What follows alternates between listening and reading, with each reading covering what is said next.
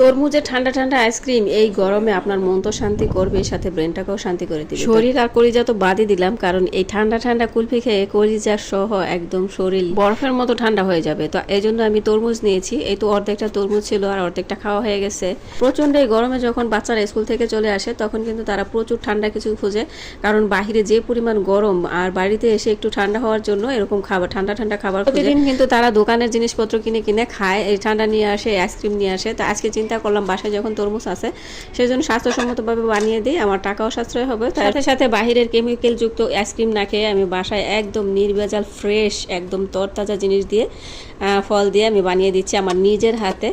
এরকম করে বানিয়ে খাওয়াতে পারলে কিন্তু আমার নিজেরও কাছে ভালো লাগে, কারণ এরকম ফ্রেশ জিনিস সহজে পাওয়া যাবে না, সেজন্য অবশ্যই বাসায় তৈরি করা জিনিসই সবচেয়ে বেস্ট। এখন রসগুলো আমি একদম নিংড়ে নিচ্ছি, ব্লেন্ডার করলাম না, ব্লেন্ডার করলে বিচিগুলো গুঁড়ো হয়ে যাবে, তারপরে সাবাগুলো চলে আসবে।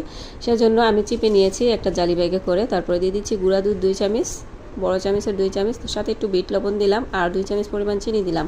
তরমুজটা ভালো মিষ্টি ছিল, এটা আপনার ইচ্ছা মতো দিতে পারেন। আর গুঁড়া দুধও কিন্তু একদম ছোট প্যাকেটেও পাওয়া যায় 20 টাকা করে। তো আপনার হাতের নাগালে কিন্তু সব কিছু পেয়ে যাচ্ছেন। এরকম করে যদি একটা আইসক্রিম বানিয়ে দিতে পারেন তাহলে আপনার ফ্যামিলির মানুষ খেয়ে ধন্য হয়ে যাবে এরকম গরমের মধ্যে। আর এখন কিন্তু বৈশাখ মাস, ঘরে ঘরে সবারই দান আছে, সবারই দান উঠবে। আর সেই জন্য এরকম যদি বাড়িতে এরকম ঠান্ডা ঠান্ডা জিনিস বানিয়ে রাখতে পারেন, কুলফি আইসক্রিম বানিয়ে রাখতে পারেন, তাহলে কাজ থেকে এসে হঠাৎ করে